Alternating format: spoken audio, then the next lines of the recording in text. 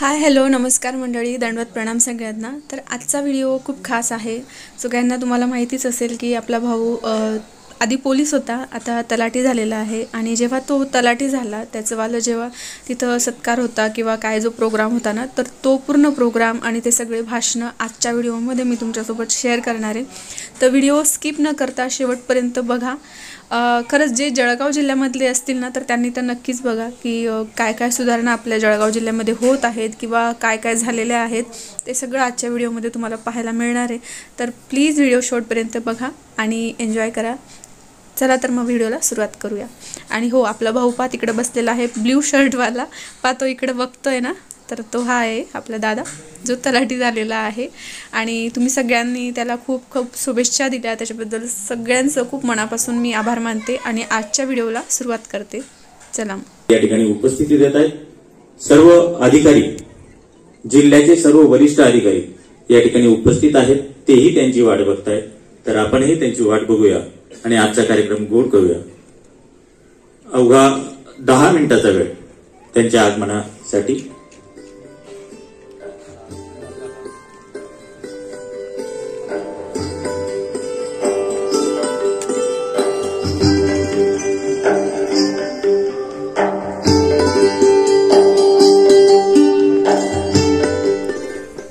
इतर मंत्री महोदय गिरीश भाऊ, त्याचप्रमाणे अनिलदादा पाटील आणि सर्व आमदार या ठिकाणी थोड्याच वेळात उपस्थित होत आहेत। सर्वांनी आपल्या जागेवर आसनस्थ व्हायचं। एकदा टाळ्यांच्या गजरात आपण स्वागत करूया आदरणीय भाऊंचं, त्याचप्रमाणे अनिल पाटील साहेबांचं।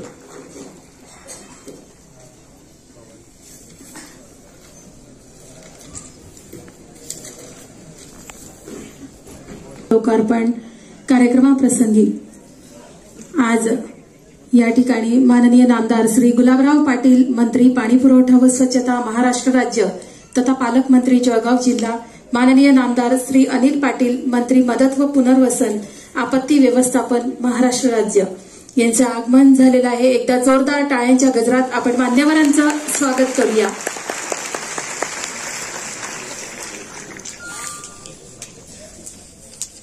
आजच्या कार्यक्रमाची सुरुवात आपण प्रथमतः राज्यगीताने करणार आहोत। राज्यगीतासाठी आपण सर्वांनी जागेवर उभं राहायचं आहे, सावधान स्थितीत।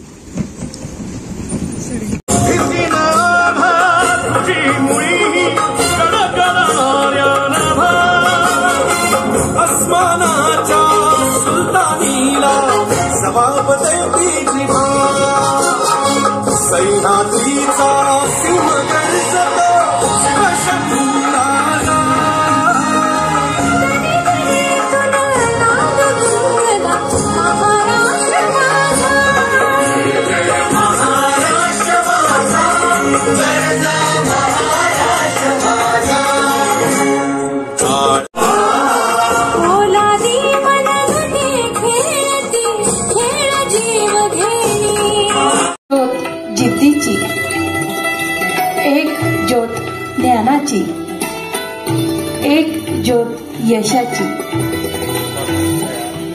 मान्यवरांच्या शुभ हस्ते दीप प्रज्वलन संपन्न होत आहे।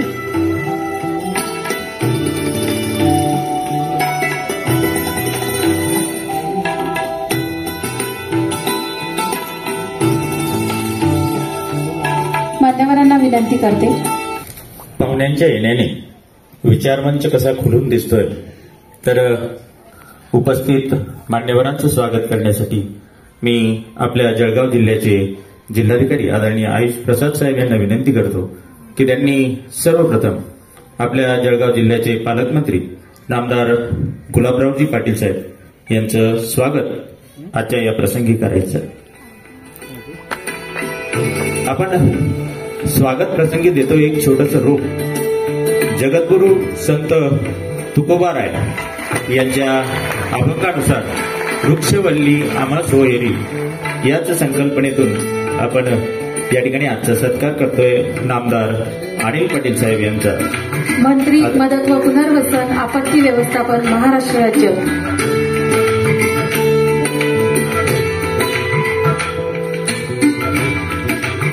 जे जे उदात्त उत्तम ते ते द्यावे आणि घ्यावे. कोणत्याही कार्यक्रमाचा उद्देश साधण्यासाठी करावे लागते ते म्हणजे प्रास्ताविक. आजच्या कार्यक्रमाचे औचित्य जरी साधण्यात आले असले तरी त्यामागचा वैचारिक हेतू आपण जाणून घेऊया. माननीय जिल्हाधिकारी साहेब यांना मी विनंती करते त्यांनी आपल्या प्रास्ताविकातून आपल्याला सांगावा. आदरणीय पालकमंत्री श्री गुलाबराव पाटील सर, आदरणीय मदत व पुनर्वसन मंत्री श्री अनिल पाटील सर, आदरणीय पोलीस अधीक्षक श्री महेश्वर रेड्डी सर, या ठिकाणी उपस्थित मंचावर सर्व वरिष्ठ अधिकारी आणि सर्व या ठिकाणी नवनियुक्त होणारे सर्व आपले महाराष्ट्र शासनामध्ये नवनियुक्त होणारे आपले सर्व तलाठी, सर्व शिक्षक, त्याबरोबर कनिष्ठ लिपिक, कनिष्ठ अभियंता, औषध निर्माण अधिकारी आणि स्थापंत्री अभियांत्रिकी सहाय्यक असं एकूण 400 पेक्षा जास्त अधिकाऱ्यांची या ठिकाणी नियुक्ती होत आहे. आदरणीय मुख्यमंत्री महोदयांनी घोषित केलेल्या महाभरती अभियान अंतर्गत या ठिकाणी म्हणजे 2023-24 मध्ये जो परीक्षाची एक टप्पा सुरू झाली होती त्याच्यामध्ये आज 400 लोकांना नियुक्ती मिळत आहे. सर्वप्रथम आपल्याला या नियुक्ती म्हणजे या पूर्ण परीक्षा प्रक्रियेमध्ये म्हणजे आपण उत्तीर्ण झालेल्या याबद्दल आपल्या सर्वांना सर्वप्रथम खूप खूप अभिनंदन आणि पुढील आयुष्यासाठी पुढील नोकरीसाठी आपल्याला खूप खूप शुभेच्छा. सर, आज या कार्यक्रमामध्ये सगळ्या लोकांची नियुक्ती झाल्यानंतर ते 6 महिन्यांची सगळ्यांचे प्रशिक्षण काळ राहणार आहे. त्याला सर्वांना म्हणजे सर्व तलाठींना त्यांची सज्जा वाटप करण्यात आलेली आहे. प्रत्येक तालुक्यामध्ये ज्या ज्या सज्जे रिकामी होते त्या सगळ्या सज्जेमध्ये आपण तलाठीची नियुक्ती केलेली आहे. या करताना आपण एक प्रकारची पारदर्शकता असं ठेवली की किती त्या ठिकाणी 7/12 आहेत त्या 7/12च्या आधारावर जो म्हणजे घटते क्रममध्ये जो डिसेंडिंग ऑर्डर आपण म्हणतो त्या पद्धतीमध्ये ज्या ज्या ठिकाणी रिक्त जागा होते त्याप्रमाणे आपण भरलेला आहे. समुपदेशन पद्धतमध्ये सर्वप्रथम दिव्यांग बांधवांना आपण न्याय दिला, त्याच्यानंतर महिला बहिणींना आपण न्याय दिला, त्याच्यानंतर सर्व पुरुषांना आणि प्रत्येक कॅटेगरी अंतर्गत मेरिटनुसार सगळ्यांना समान न्याय देण्यात आलेला आहे. तर या एक अत्यंत पारदर्शक प्रमाणे समुपदेशन पद्धतमध्ये सगळ्यांची नियुक्ती झालेली आहे. सर, याच्यामध्ये आज दुसरा कार्यक्रम जो आपण घेतलेला आहे पर्यटन विभागाने, महाराष्ट्र शासनाची पर्यटन विभागाने एक अत्यंत सुंदर एक विचार केला की जळगाव जिल्ह्यामध्ये यदि पर्यटनला वाव द्यायचे असेल. श्री अनिल पाटील, मंत्री मदत व पुनर्वसन आपत्ती व्यवस्थापन महाराष्ट्र राज्य यांना विनंती करते त्यांनी मार्गदर्शन करावे. आजच्या या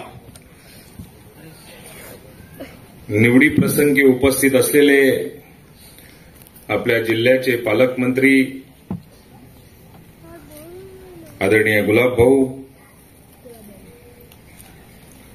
आपल्या जिल्ह्याचे जिल्हाधिकारी, आपल्या जिल्ह्याचे एसपी, आपल्या जिल्ह्याचे जिल्हा परिषदेचे सीओ, व्यासपीठावर उपस्थित असलेले आपल्या जळगाव शहराचे आमदार आदरणीय राजूमामा, उपस्थित सर्व ज्यांची आताच निवड झाली त्यांना आता आम्हाला अधिकारी म्हणावं लागेल ना भाऊ, ते सर्व नवनियुक्त अधिकारी, पत्रकार मित्रांनो, सुरुवातीला दीप प्रज्वलन झालं.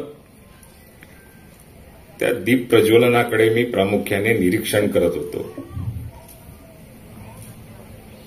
आणि ते निरीक्षण करता करताच नंतर जिल्हाधिकाऱ्यांनी आपलं प्रास्ताविक मांडलं आणि प्रास्ताविकामध्ये त्यांनी जवळपास 414 नवीन कर्मचारी आपल्यामध्ये सेवेमध्ये समावेश करतील असं एक प्रास्ताविकामध्ये मांडलं. त्यावेळेला दीप प्रज्वलन सुरू असताना एक प्रामुख्याने माझी गोष्ट लक्षात आली. दीप प्रज्वलन व्हायच्या अगोदर दिव्याजवळ अंधार होता आणि नंतर दीप प्रज्वलन झाल्यानंतर त्या ठिकाणी उजेड तयार झाला. गुलाबभाऊ, मी स्वतःला भाग्यवान समजतो की नवनिर्वाचित जे काही आता अधिकारी कर्मचारी म्हणून काम करायला आजपासनं त्यांच्या जीवनामध्ये सुरुवात होईल, त्यांच्या जीवनामध्येच ज्या पद्धतीने या दिव्याचा अंधाराकडून उजेडाकडे जाण्याचं प्रतीक आपल्याला प्रामुख्याने बघायला मिळालं, त्यांचं जीवन या दिव्याच्या उजेडाप्रमाणेच जीवन सुद्धा आणि कारकीर्द सुद्धा ही चमकती राहो आणि त्या चमकत्या भविष्याकरता आज मी खऱ्या अर्थाने स्वतःला भाग्यवान समजतो की या अशा दैदिप्यमान अशा कार्यक्रमाकरता, अविस्मरणीय अशा कार्यक्रमाकरता मला उपस्थित राहून आमच्या हस्ते तुमचा सत्कार देखील आणि नियुक्तीपत्र देखील देण्याचा योग आज सन्माननीय जिल्हाधिकारी आणि पालकमंत्र्यांच्या अध्यक्षतेखाली आम्हाला मिळाला. मी सगळ्यांचे चेहरे बघत होतो आणि चेहरे बघितल्यानंतर प्रत्येकाच्या मनामध्ये एक आनंद होता. मी आजपर्यंत घेतलेले परिश्रम, त्या परिश्रमामधनं मिळालेलं मला आतापर्यंत यश, या परीक्षेकरता बसलेले अनेक विद्यार्थी आणि त्या विद्यार्थ्यांमधनं आपल्याला मिळालेला अग्रक्रम, या सगळ्या गोष्टींचा विचार या ठिकाणी आगमन झालंय आदरणीय नामदार गिरीश भाऊ महाजन. मी या ठिकाणी आदरणीय जिल्हाधिकारी यांना विनंती करेल की आजच्या या कार्यक्रम प्रसंगी आदरणीय भाऊंचं स्वागत या ठिकाणी करायचं आहे. माननीय नामदार श्री गिरीश महाजन, मंत्री ग्रामविकास आणि पंचायती राज व पर्यटन, महाराष्ट्र राज्य. माननीय मंत्री महोदयांचे हार्दिक स्वागत. यानंतर आपण ज्या क्षणांची वाट बघत आहोत ते चलचित्र फीत लोकार्पण. मी या ठिकाणी मंचावरील मंत्री महोदय आणि सर्व इतर मान्यवरांना विनंती करते, आपण आपल्या शुभ हस्ते लॅपटॉपची कळ दाबून या चलचित्र फीतचं लोकार्पण करावं ही विनंती. जळगाव जिल्ह्यातील पर्यटन वाढीसाठी पर्यटन संचालनालयाच्या वतीने पर्यटन मंत्री गिरीश भाऊ महाजन यांच्या मार्गदर्शनाखाली लोकशाही माध्यम समूहाच्या पुणे येथील योडी संस्थेने 20 स्थळांचा सेलिब्रिटी प्रिया मराठे यांचा समावेश असलेल्या आणि जीवन कदम यांनी दिग्दर्शित केलेले एकूण 75 दर्जेदार व्हिडिओ तयार केले गेले आहेत आणि यातीलच जळगाव जिल्ह्यातील ऐतिहासिक पर्यटन आणि कला संस्कृती दाखवणारा हा व्हिडिओ. चला आपण बघूया.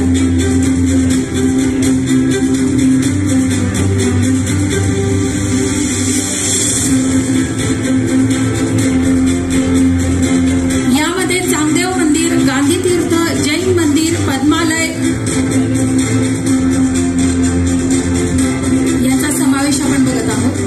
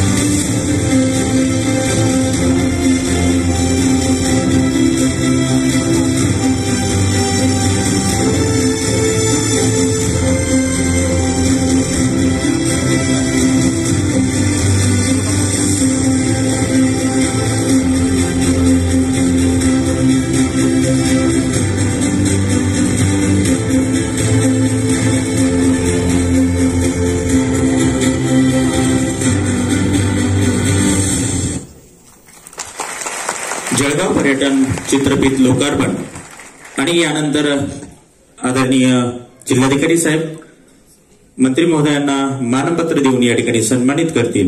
पर्यटन विभागाच्या वतीने गिरीश भाऊ महाजन यांचा सन्मान मानपत्र देऊन या ठिकाणी करण्यात येत आहे. त्याचप्रमाणे पालकमंत्री नामदार गुलाबरावजी पाटील यांचाही सन्मान या ठिकाणी मानपत्र देऊन पर्यटन विभागाच्या वतीने करण्यात येतोय. तसंच नामदार अनिलदादा पाटील यांचाही सन्मान या ठिकाणी मानपत्र देऊन पर्यटन विभागाच्या वतीने होतोय.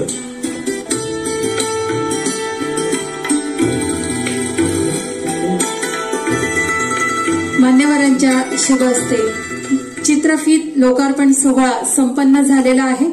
खरं तर वाटेवरच्या पाऊल खुणांनी कधीच दाखविली नाही ओळख आणि म्हणूनच आधी केलं आणि मग सांगितलं, बोलण्यापेक्षा कृती श्रेष्ठ ही युक्ती ज्यांच्यामध्ये खऱ्या अर्थानं साकारलेली आहे असे माननीय मंत्री महोदय गिरीशजी महाजन ग्रामविकास आणि पंचायती राज यांनी मार्गदर्शनपर मनोगत या ठिकाणी व्यक्त करावं अशी मी विनंती करते.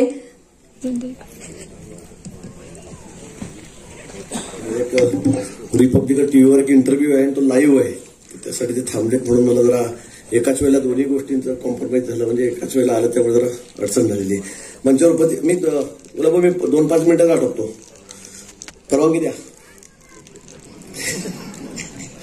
मंचावर उपस्थित सर्व मान्यवर मंत्री, आमदार, सर्व अधिकारी पदाधिकारी, माझ्या समोर बसलेले सर्व बंधू आणि भगिनींना, आज खरं म्हणजे मला यायला उशीर झाला. जामनेरला सुद्धा खूप 2-3 मोठे कार्यक्रम होते, त्यामुळे यायला उशीर झाला. त्यामुळे मी सर्वप्रथम दिलगिरी व्यक्त करतो.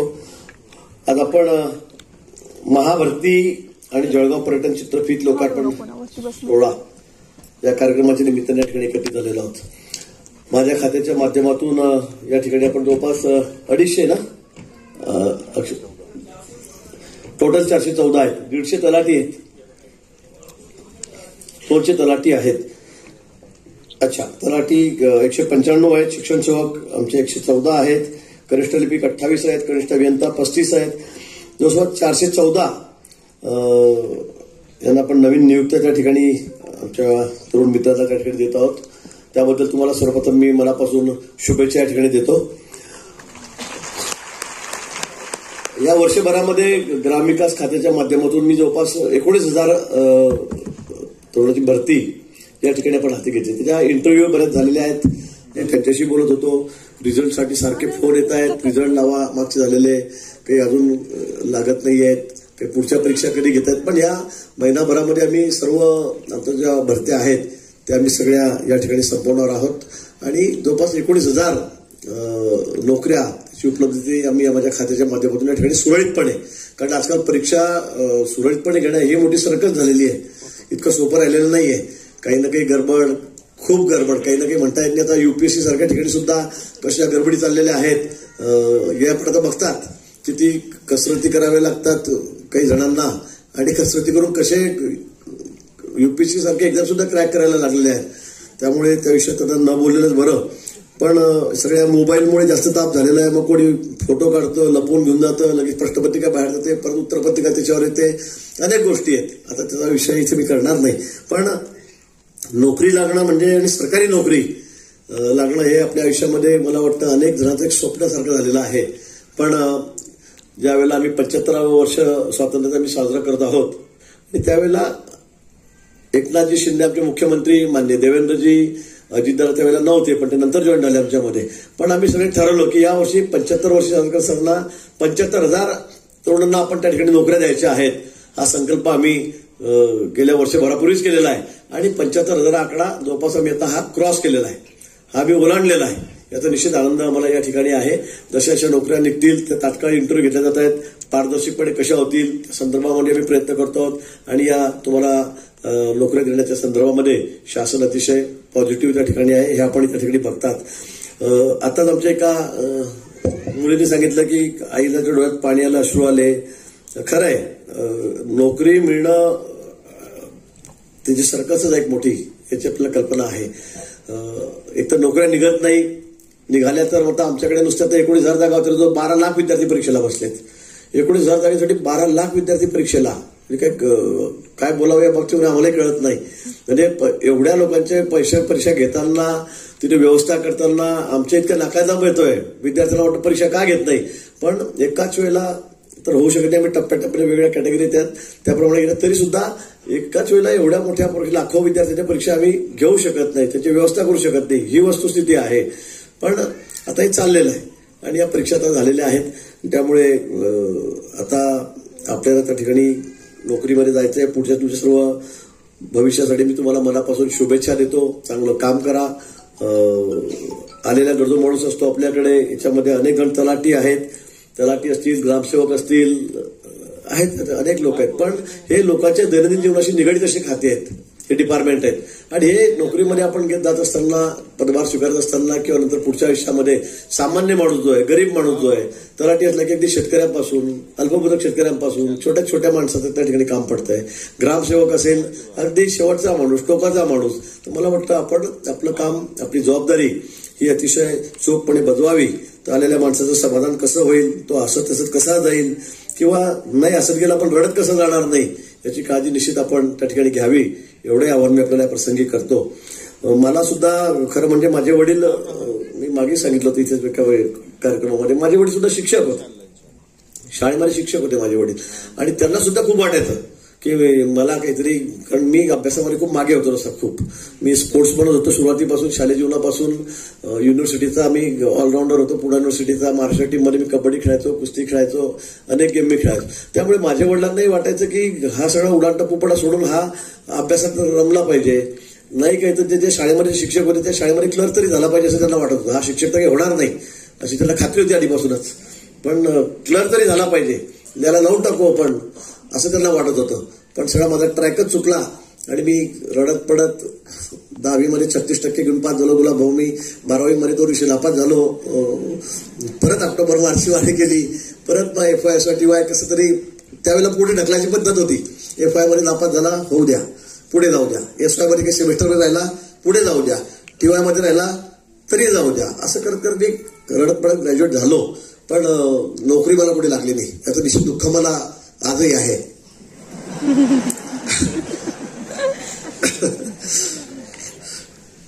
नोकरी लागली नाही, पण आज तुम्हाला ऐकत आहे की 7.5 वर्ष मी मेडिकल एज्युकेशन खात्याचा मंत्री होतो. इरिगेशन सारखं सगळ्यात मोठं खातं होतं, मेडिकल एज्युकेशन खातं होतं. म्हणजे अमेरिकन डॉक्टर यायचे, जर्मनीहून यायचे, जापान यायचे, सगळ्यांना मी मार्गदर्शन करत होतो. आणि किती गंमत आहे बघा लोकशाहीची. बाबासाहेब आंबेडकरांनी आम्हाला जो अधिकार दिलेला आहे तो किती मजबूत आहे, जोरात आहे. की त्याच्यामध्ये काही असं नाही आहे कोणाला की बाबा तुम्ही साधे ग्रॅज्युएट आहेत तर तुम्ही जगभरातल्या डॉक्टरांना तुम्ही मार्गदर्शन करायचं नाही किंवा त्यांचे संभाषण करायचं नाही, त्यांच्याशी बोलायचं नाही, असं नाहीये.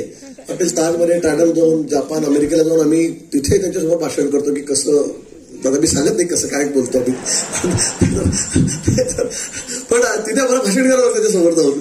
म्हणजे गंमत आहे सगळी ही.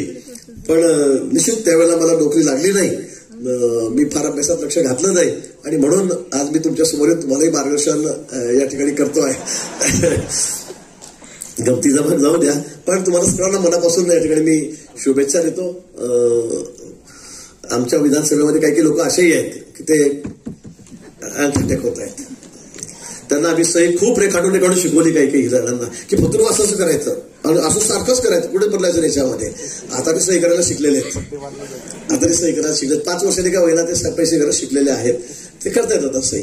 पण ही सगळी लोकशाहीचीच करामत आहे. बाबासाहेबांचा सगळा त्यांनी जे आम्हाला अधिकार दिला घटनेचे सगळे सारखे आहेत, त्याचाच हा सगळा परिणाम आहे. आणि म्हणून सर्व माणूस असेल, तो गरीब असेल, अगदी शेवटचा असेल, कुठलाही असेल, कुठल्याही समाजाचा असेल, धर्माचा असेल, पण लोकशाहीने आम्हाला हा अधिकार निश्चित त्या ठिकाणी दिलेला आहे.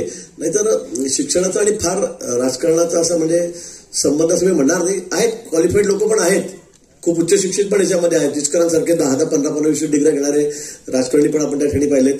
पण 4-5 मुख्यमंत्री झालेले पाहिले आणि त्यांनी अतिशय उत्तम प्रशासन चालवलं.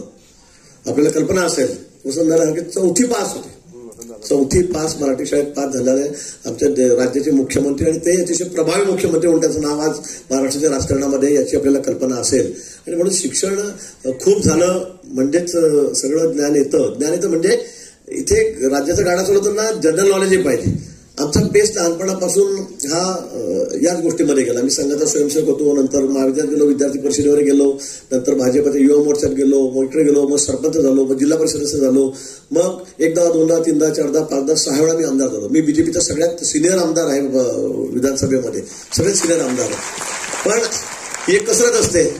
तुम्ही एकदा परीक्षा दिली की तुम्हाला आता 60-65 काय असेल ठरेपर्यंत तुम्हाला काही आता तिथे चॅलेंजच नाहीये. पण आम्हाला कसं आहे, दर 5 वर्षांनी गुलाब भाऊ चला जा परीक्षेला, आणि आम्हाला 5 वर्ष अभ्यास करावा लागतो. आणि आजकाल तितकं घटित मला माहिती आहे गुलाब भाऊ काय बोलत की त्यांनी सांगितलं की नाही, पण आमची तर कसरत खूप मोठी असते. म्हणजे आम्हाला सगळ्यांना सांभाळावं लागतं. म्हणजे तुम्ही 10 कामं करा, 1 काम नाही केलं ना, चालू मग मी तिकडे. आजकाल पार्ट्या कशा बदलतात तुम्हाला माहिती आहे, खटाखट. त्याच्यामुळे तोही मोठा प्रॉब्लेम झालेला आहे आजकाल. इकडे देते तिकडे, तिकडे ते इकडे. म्हणजे आता पूर्वीसारखं राहिलेलं नाहीये. आता कार्यकर्ते पार्ट्या बदलतात, नेतेही पटकन इकडून तिकडे जातात. त्यामुळे मोठी कसरत आम्हालाही त्या ठिकाणी करावी लागते आणि सगळ्यांना सांभाळावं लागतं. आणि दर 5 वर्षांनी परीक्षा द्यावं लागतं. तिथे जर नापास झालो तर मग घरी. मग ते बरं पेन्शन वगैरे आहे आम्हाला, तशी 5-15 हजार रुपयाची व्यवस्था आहे तशी, त्यात काही अडचण नाहीये. पण सगळ्या क्षेत्रात तुम्ही कुठेही जा, सगळ्या क्षेत्रामध्ये खूप मेहनत करावी लागते, कसरत करावी लागते, परिश्रम करावे लागतात. क्षेत्र कुठले असू द्या, अगदी शेतकरी असेल त्याला शेती चांगली पिकत तरी पण शेतामध्ये चांगले कष्ट करतात. एखादा हातगाडीवर काम करणारा असेल तिला काही धंदा व्यवसाय करायचा त्याची ती कसरत त्या ठिकाणी असतेच. दुकानदार असू द्या त्याची असते, डॉक्टर असू द्या, वकील असू द्या. तर कठोर परिश्रमाशिवाय तुम्हाला पर्याय नाही. ही गोष्ट कुठल्याही क्षेत्रामध्ये बघा तुम्ही. आणि राजकारणामध्ये तर खूप मोठ्या प्रमाणामध्ये. अरे आता 1-2दा निवडून देणं फार सोपं असतं राजकारणामध्ये, पण 3ऱ्यांदा माणूस म्हणतो जाऊ द्या, हो काय तो चला पाठबिनी नमस्कार घेत नाही, काडीचे काळच वर घेऊन घेतो, चालला तो तिकडे हवेत चालला. म्हणजे असे बोलणारे लोक आहेत. आणि त्यामुळे 6 वेळा आता गुलाब भाऊ तुम्ही 4 वेळा, गुलाब भाऊ 4 वेळा आहेत. तिकडे अनिल दादा आमचे अजून पहिल्यांदाच आहेत. वाटतं की खूप परिश्रम आम्हालाही करावे लागतात. हे सोपं नाहीये 4 वेळा निवडून येणं, 6 वेळा निवडून येणं. नाहीतर लोकही कंटाळतात. पण बरं गुलाब भाऊ आपल्या चेहऱ्याकडे बघून अजून कोणी कंटाळलेलं नाहीये. आपण आपलं बरं चाललेलं आहे सध्या अजून. पण सगळ्या क्षेत्रामध्ये जा, कुठल्याही क्षेत्रामध्ये जा, खूप मेहनत तुम्हाला तरी करावी लागेल हे निश्चित आहे. पुन्हा आपल्याला मनापासून सगळ्यांना मी शुभेच्छा देतो. या ठिकाणी दुसरा एक कार्यक्रम झाला तो चित्रफित, पर्यटन खाते माझ्याकडे. आमच्याकडे कसं झालं या 2 वर्षामध्ये 3-4-5 वेळा माझे खाते बदलले. तो म्हणजे इन्कमिंग वाढलं की खातं बदललं. म्हणजे माझ्याकडे 3-4 खाते होते आधी. मग एकदा एंट्री झाली ते खाते बदलले. नंतर दादा आले. नंतर दादा आल्यावर माझं मेडिकल एज्युकेशन तिकडे चाललं गेलं. माझं स्पोर्ट्स होतं ते खातं तिकडे चाललं गेलं. नवीन माझ्याकडे पर्यटन आलं. ग्रामविकास मोठं खातं आहे सगळ्यात ग्रामीण भागाशी निगडीत, ते माझ्याकडे त्या ठिकाणी आहे. आणि पर्यटन माझ्या खात्यावर माझ्याकडे आल्यावर कुठले खातं कुठले असो पण प्रामाणिकपणे काम करावं, चांगलं काम करावं, त्याचा फायदा सर्वच लोकांना होईल, राज्याला होईल, हा माझा प्रामाणिक हेतू त्या ठिकाणी असतो. आणि म्हणून गेल्या 8-10 महिन्यापासून या खात्यामध्ये सुद्धा खूप मोठे बदल. एक नवीन पॉलिसी आता आपण गेल्याच कॅबिनेटमध्ये 15 दिवसापूर्वी वाचलं असेल. नवीन पॉलिसी आपण या संदर्भात पर्यटनाची या राज्यामध्ये आणली. बऱ्याच वर्षापासून नवीन पॉलिसी नव्हती. पण आपल्यापेक्षा अनेक राज्य असेल की ते पुढे चालले गेलेत. मग ती काश्मीर असेल, केरळ असेल, उत्तरांचल असेल, मध्य प्रदेश असेल, गुजरात असेल, राजस्थान असेल, पर्यटनाच्या दृष्टीने आपल्यापेक्षा खूप पुढे निघून गेलेत. ही वस्तुस्थिती आहे. तर ते का निघाले मग याचाही अभ्यास आम्ही केला. आपल्याकडे लोक काय येत नाही, इन्व्हेस्टर काय येत नाही, का आपल्याकडे परदेशी पर्यटक येत नाही, आपल्याकडे काय कमी आहे. पर्यटक त्यावेळेला देतील त्यावेळेला आपण काहीतरी इन्फ्रास्ट्रक्चर त्यांना देऊ, काही सोयीसुविधा देऊ, 5 स्टार हॉटेल या ठिकाणी उभे करू. आपल्याकडे समुद्र किनारा 750 किलोमीटरचा जो अतिशय सुंदर, तो कुठेच नाही देशामध्ये, कोकणालगत मुंबईपासून गोव्यापर्यंत, तो आपल्याकडे त्या ठिकाणी आहे. आपल्याकडे महाबळेश्वर आहे, माथेरान आहे, अजिंठा आहे, एलोरा आहे. आपल्याकडे नागपूर साईडला एवढे फॉरेस्ट आहेत ताडोबासारखे, तिथे वन्य प्राणी आहेत, पक्षी आहेत, ते कुठे नाही. इतके वाघ आपल्याकडे आहेत, सर्व आपल्याकडे. पण यातून आपण मागे का, तर याचाही अभ्यास मी त्या ठिकाणी केला. आणि म्हणून या ठिकाणी आपल्याला या क्षेत्रामध्ये पुढे जायचं असेल तर आपल्याला काही ना काही इन्सेंटिव्ह लोकांना द्यावे लागतील, सोयी सुविधा लागतील. आम्ही नागपूरला गेलो तर बॉर्डर ती एमपीची आहे. आम्ही बघतो पेंचमध्ये पुढे गेलो तर इतके रिसॉर्ट, इतके हॉटेल आहेत की त्याला गणतीच नाही त्यांची किती येतं. पण आपण फक्त बॉर्डर आपल्याकडची महाराष्ट्राची आली की तिथे पाण्याचा ठेला सुद्धा लागलेला नाही, चहाचा ठेला सुद्धा लावत नाही लोक. का लावत नाही तर काय नाही, तिकडे आम्हाला एवढ्या सोयी सुविधा आहेत तिथे सगळ्या गोष्टींमध्ये आम्हाला स्टेट जीएसटी मध्ये आम्हाला माफी आहे, आम्हाला त्या ठिकाणी टॅक्सेशन मध्ये माफी आहे, आम्हाला त्या ठिकाणी काय जागा खरेदी करायची असेल स्टॅम्प ड्युटीमध्ये एक्झम्पशन आहे, इलेक्ट्रिक बिलामध्ये एक्झम्पशन आहे, पाण्यामध्ये आम्हाला एक्झम्पशन आहे, सगळं त्यांनी आम्हाला सोयी सुविधा दिलेल्या आहेत. पण महाराष्ट्रामध्ये तुम्ही काही देत नाही, त्यामुळे आम्हाला इथे हॉटेलांना पुरवणारच नाही, एवढे टॅक्सेशन तुमचे आहेत. आणि म्हणून आम्ही सगळ्या गोष्टींचा अभ्यास केला. आम्ही नागपूरच्या हॉटेल जे चालू व्यावसायिक आहेत त्यांना बोलवलं, मुंबईतल्यांना बोलवलं, पुण्यातल्या बोलवलं, सगळ्या भागातल्या व्यावसायिकांना आम्ही बोलवलं. तुमच्या काय अडचणी आहेत त्या आम्ही जाणून, तुम्हाला काय हवं आहे, मग ते ट्रॅव्हल एजंट असतील त्यांना आम्ही बोलवलेलं आहे, सगळ्यांना आम्ही बोलवलं, त्याच्या अडचणी जाणून घेतल्या. आणि आपल्यामध्ये काय कमी आहे की आपल्यामध्ये टुरिझम आपल्याकडे इतकं कमी झालेलं आहे, आपल्याकडे लोक का आकर्षित होत नाही, इन्व्हेस्ट का करत नाही. मग त्यांनी सगळ्या अडचणी सांगितल्या आणि त्या अडचणी सांगितल्यानंतर आम्ही त्या ठिकाणी एकत्रित बसून सर्व अधिकाऱ्यांना घेऊन आम्ही नवीन पॉलिसी तयार केली. मग आम्ही केरळमध्ये गेलो, आम्ही उत्तरांचलमध्ये गेलो, त्या ठिकाणी काश्मीरमध्ये गेलो, राजस्थान, गुजरात, मध्य प्रदेश सगळ्या ठिकाणी गेलो. आमच्या अधिकाऱ्यांना पाठवलं, आयएस अधिकाऱ्यांना, आणि त्यांना सांगितलं तुम्ही त्यांच्या पॉलिसीचा अभ्यास करा की ज्या ठिकाणी आपल्यापेक्षा जास्त पुढे चाललेले आहेत, वेगाने पुढे जात आहेत, त्यांची पॉलिसी काय. आणि सगळ्या पॉलिसी एकत्रित करून सर्व समावेशक अशी पॉलिसी की ज्यामुळे ही सगळ्या देशामध्ये सुंदर पॉलिसी असेल. ती पॉलिसी मी 8 दिवसापूर्वी त्या ठिकाणी आता आपण नवीन तयार केली. ती आपण सगळी आता तुम्हाला ऑनलाईन बघायलाही मिळेल. आणि ती पॉलिसी आल्यावर मला निश्चित खात्री आहे की या ठिकाणी महाराष्ट्र आता कुठे या संदर्भामध्ये कमी राहणार नाही, मागे राहणार नाही, खूप पुढे आपण जाऊ. मला वाटतं आपणाला कल्पना असेल जगामध्ये अनेक देश असेल की ते फक्त पर्यटनावर चालतायत, इतके त्यांची आर्थिक स्थिती भक्कम झालेली आहे. सर्व त्यांचं आर्थिक नियोजन फक्त या टुरिझमवर आहेत. युरोपचे अनेक राष्ट्र आहेत, म्हणजे अनेक आपल्या देशांचा आपल्याला उल्लेख करावा लागेल की त्या ठिकाणी फक्त पर्यटनावरच त्यांची सगळी घोडदौड त्या ठिकाणी चाललेली आहे. आणि म्हणून मग आपण का मागे. म्हणून मोदींनी आपल्याला माहिती असेल आता पहिल्यांदाच त्यांनी शपथ घेतल्यानंतर पहिल्या मिटिंगमध्ये त्यांनी सांगितलं की सर्वात महत्व कशाला, तर पर्यटनाला आपल्याला द्यायचं, पर्यटनाला द्यायचं. आणि पर्यटनाकडे आपण नुसता उद्योगाचा दर्जा देऊन चालणार नाही. उद्योगाचा दर्जा देणं हा भाग वेगळा आहे, पण उद्योग म्हणून बघणं हा विषय वेगळा आहे. आणि म्हणून आता पर्यटन हा सुद्धा एक उद्योग आहे. आणि म्हणून जशी आपण आयटी पॉलिसी आहे, इंडस्ट्री पॉलिसी आहे, तशी आपण आता टुरिझम पॉलिसी ही सुद्धा त्या ठिकाणी सुरू केलेली आहे. आणि त्या दृष्टीने आपण सगळे निर्णय घेतले. मला खात्री की येणाऱ्या 1-2-3 वर्षामध्ये आपण इतक्या वेगाने या ठिकाणी पुढे जाऊ की अनेक राज्यांना आपण मागे सरून महाराष्ट्र हा या खात्यामध्ये, या पर्यटनामध्ये हा सर्वात पुढे जाईल. आणि यामुळे मिळणारा जो रोजगार आहे, आज आपण नोकऱ्यांसाठी इतके फिरतात, पण खूप मोठा रोजगार कुठे निर्माण होत असेल तर तो पर्यटनामध्ये होतो. आणि एक हॉटेल उभं राहिलं, आता मी सुंदरला ताज हॉटेलला परवानगी दिली 5 स्टारला, त्या ठिकाणी आज त्यातून किती हजारो लोकांना रोजगार मिळणार आहे. अगदी छोट्या म्हणजे दूध विक्रेत्यापासून, गाई म्हशीवाल्यापासून, बकरीवाल्यापासून सगळ्यांना, म्हणजे सफाई कामगार असेल त्याच्यामध्ये स्किल्ड पण आहे, अनस्किल्ड पण आहेत. अगदी 4थी-5 माणसाला सुद्धा साफसफाई करायचं, गार्डनिंगचं काम त्या ठिकाणी मिळतं आहे, झाडपूस करायचं काम त्या ठिकाणी मिळतं आहे, हाऊसकीपिंगचं काम त्या ठिकाणी मिळणार आहे. म्हणजे याच्यामध्ये क्वालिफिकेशन नाही. तुम्ही आयटी मध्ये जात तर मग त्या संदर्भामध्येच त्या ठिकाणी क्वालिफाईड लोक पाहिजेत, तसेच पाहिजेत. इंडस्ट्रीमध्ये गेले तर मग त्या ठिकाणी टेक्निकल शिकलेले पाहिजे, तसं नाहीये.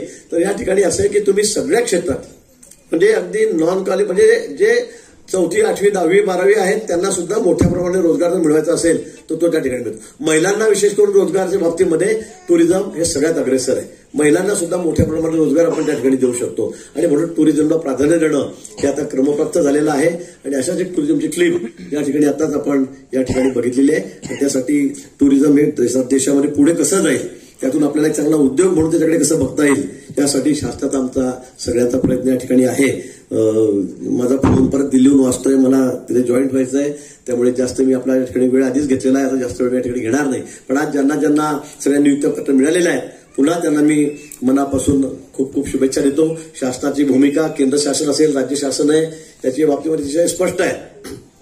रोजगार मिळाला पाहिजे तरुणांना, रिकामे हात असता कामा नये. जगामध्ये सर्वात तरुण राष्ट्र कोणतं आहे तर ते आपलं आहे, भारत देश. सगळ्यात तरुणांची संख्या कुठे 1825 इथली, तर ती आपल्या देशामध्ये. मोठा युवा वर्ग आपल्याकडे, पण नोकऱ्या नाही. म्हणून मग कोणाच्या मग हातभात झालेले आहेत, मनामध्ये कुठेतरी आता मग डिप्रेशनमध्ये गेले आहेत, असं होता कामा नये. आणि म्हणून नुसतं नोकऱ्याच नाही तर मोदीजींनी अनेक स्टँडअप सारखे अनेक योजना आणल्यात. तरुणांना आता कर्ज देण्याचं काम त्या ठिकाणी सुरू आहे. आपल्या पायावर उभे राहा, आपले उद्योग सुरू करा. नोकरी मला तर वाटतं दुय्या बसली पाहिजे. नोकरीपेक्षा आपण आपल्या पायावर भरून आपण काय व्यवसाय करू शकतो, काय व्यापार करू शकतो, याला अधिक महत्व दिलं तर याच्यामध्ये आपल्याला खूप पुढे जाता येईल, खूप पुढे जाता येईल. आणि म्हणून त्या दृष्टीने आपण नोकरीकडे तर ठीकच आहे, आपण त्यासाठी प्रयत्न करावेत, पण त्याचबरोबर शासनाच्या ज्या योजना आहेत त्यांचा लाभ घेऊन, बँकांकडे जाऊन कर्ज घेऊन अनेक योजना आता मोदींनी या ठिकाणी सुरू केलेल्या आहेत, आमच्या राज्य सरकारने सुरू केल्या आहेत. आणि त्या माध्यमातून आपण त्याचा फायदा घेऊन, त्याचा जास्तीत उपयोग घेऊन आपल्याला आयुष्यामध्ये पुढे कसं जाता येईल यासाठी सर्वांनी आपण प्रयत्न करावेत. आणि त्यासाठी मनापासून आपल्या सर्वांना मी या ठिकाणी शुभेच्छा देतो आणि थांबतो. जय हिंद, जय महाराष्ट्र.